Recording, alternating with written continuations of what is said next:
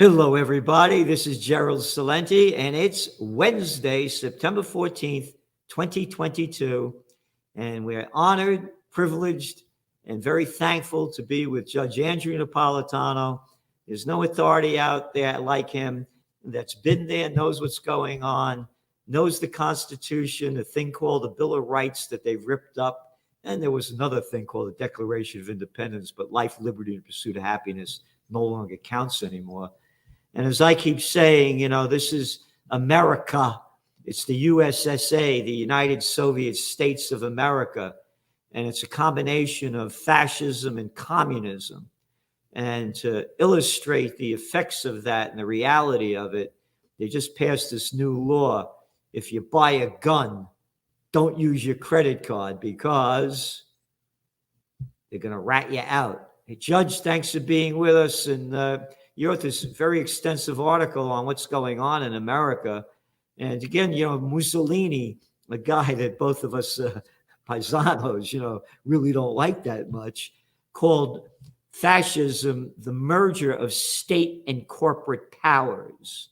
And that's right in front of us. Well, good morning, Gerald. It's a pleasure to be with you. I did not enjoy 2 weeks off because I love these podcasts so much that we do every Wednesday. My column that comes out tonight at 11:59 p.m. is called "Why You Should Buy Your Gun with Cash," because the governor of New York and the governor of California have used their huge state pension funds, which own huge amounts of stock in the three major credit card companies, MasterCard, Visa, and American Express, to coerce the credit card companies into keeping records of gun sales and making those records available to the feds. So it's not even a statute that you can vote against. It's not even anything Congress did. This is the government using its power to coerce a private industry to suppress your right to keep and bear arms, which the government can't do, because the Supreme Court has defined that right as a personal fundamental liberty, the same that comes from within us. It's an extension of the ancient right to self-defense, the right to keep and bear arms.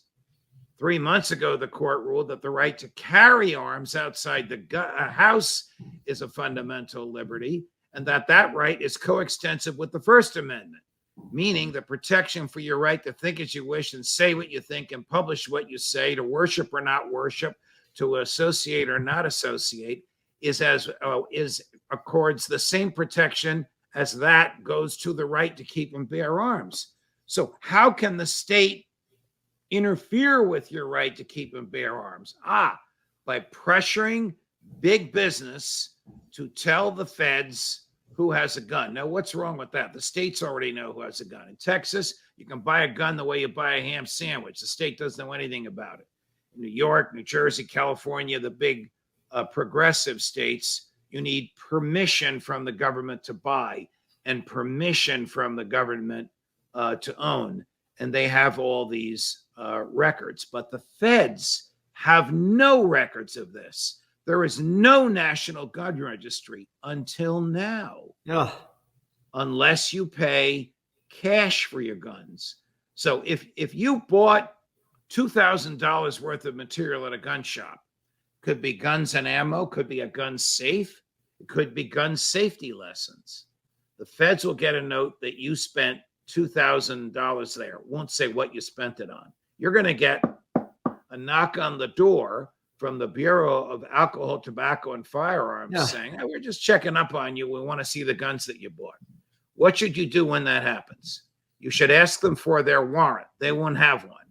You should then say, "Have a nice day," close and lock the door, and call your local police and tell your local police, "There's a stranger knocking on my door and he's got a gun." That'll produce about 10 local cops there to scare the daylights out of the feds, who have no right to knock on your door and no right to know what you own and no right to see what you have secured in the safe in your house. What's happened to this country is it's so sad. And everything you're saying, it's so accurate, except one Governor Hochul the left-wing governor of New York, and Governor Newsom, the left-wing governor of California, they're stuck with Supreme Court opinions that define the right to keep arms and carry arms as a fundamental liberty. So they will use their power to coerce big industry. Here's where we get back to your introductory remarks about Mussolini and fascism. The technical definition of fascism is private ownership, but government control.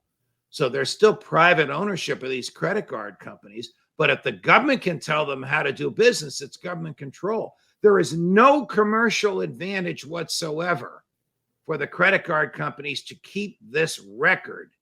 So if you use your credit card at a supermarket, there's a record kept that says grocery. It's not a record of what you bought, but that you were there. If you use it at a clothing store, it says clothing.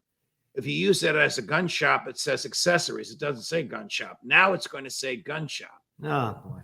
So that if a tyrant takes over the country, his people will go to that list of who has guns, and they'll knock on your door to try and confiscate the gun, and then the revolution will be here. What do you mean if a tyrant takes over the country? The tyrants have taken over the country. Yeah, nicely put. And you called New York and California, and again, I appreciate everything you say, but I have to correct you.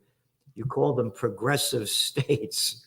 That's their terminology. There's nothing progressive about them. They're regressive. Yes. And what's going on in front of our eyes and talking about the feds doing this and that and the powers that they have gotten, this is not the United States of America that our founding fathers fought for freedom. It's just matter of fact, it kind of resembles what's going on in the UK with their monarchy and how all of the media is 24/7 for over a week now has been, the death of the Queen. Our parents die. It doesn't mean anything. Anybody out there, people you love die. It doesn't mean a damn thing. But when the royalty dies, then it's very important. I'm mentioning this because this is the subjugation of society. Yes. And how they have honor the Queen. Who are these people? What are they? Nobility. Who made up this crap? They are inheritors of lands, wealth, and power acquired by